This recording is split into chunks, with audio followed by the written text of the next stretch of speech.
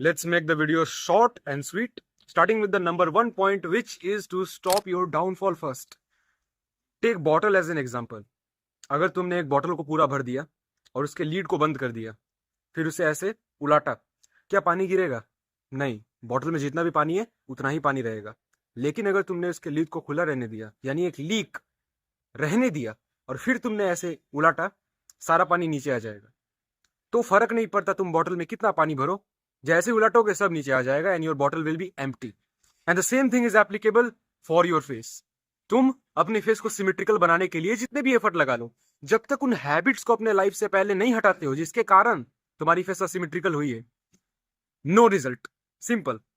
तो वो हैबिट जिसके कारण तुम्हारी फेस और असिमेट्रिकल होती जा रही है, सबसे पहले एक ही साइड लंबे समय तक सोना, मुंह की एक ही साइड सनलाइट पड़ने देना। क्योंकि साइंटिफिकली अगर देखा जाए तो सन से निकलने वाली जो अल्ट्रावायलेट रेडिएशन है वो तुम्हारे बोन के स्ट्रक्चर को सचमुच अल्टर करती है। अल्टर का मतलब चेंज करती है। और क्योंकि तुम सिर्फ एक साइड सनलाइट लगाते हो और दूसरा साइड सनलाइट का एक्सपोजर नहीं होता है, सो इस साइड होने वाले चेंजेस को बॉडी इस साइड रेप्लिकेट नहीं कर पाती है and the result is asymmetry. So the step one is to cut all this things. अब से चौकन्ना रहना। एंड कॉन्ग्रेचुलेशंस, तुमने अपना 80% प्रॉब्लम यही काम करके सॉल्व कर दिया। मैं तुम्हें एक बात बताता हूं, तुम अपने बॉडी को राइट न्यूट्रिशन दो, वो नेचुरली ही तुम्हारे पूरे बॉडी स्ट्रक्चर को मेंटेन करेगा। Nature has the power to do it, बस उसे न्यूट्रिशन चाहिए। तो अब क्योंकि तुमने अपने फेस की असिमेट्री को और बढ़ने से रोक दिया है, अब तुम्हारे बॉडी को समझ में आ गया है कि उसे किस साइड कितना ग्रो करना है। और विद टाइम, 1 साल 2 साल 3 साल बाद तुम देखोगे तुम्हारे फेस का जो स्ट्रक्चर है वो बैक टू नॉर्मल हो जाएगा। अगेन, न्यूट्रिशन ठीक ठाक देना, खाने में कमी मत करना। अब क्योंकि ये प्रोसेस कंप्लीटली नेचुरल है तो तुम्हें टाइम तो लगेगा ही।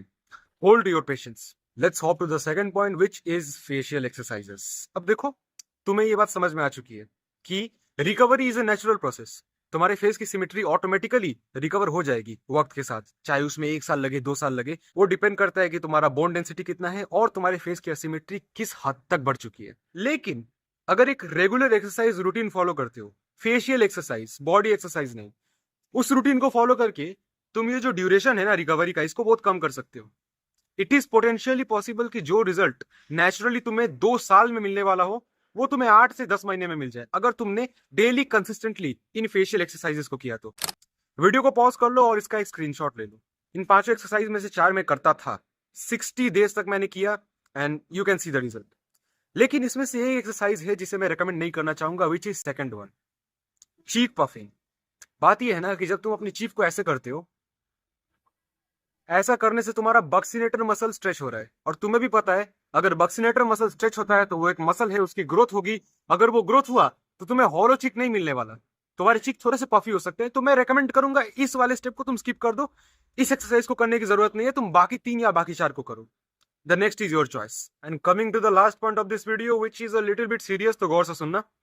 देखो, मेरी फेस की जो असिमेट्री थी ना, वो माइनर थी लेकिन विजिबल थी, इसीलिए मुझे दिखाई दी और मैंने उसे इंप्रूव किया इन 62 डेज। तुम्हारी फेस की एसिमेट्री अगर मुझसे भी ज्यादा बदतर है और you are concerned about your looks, so bro I seriously suggest you, एक बार एटलीस्ट ऑर्थोडोंटिस्ट के पास जाके अपना फेस दिखवा लो। और प्लीज सर्जरी के बारे में सोचना भी मत। Surgery is not the only option.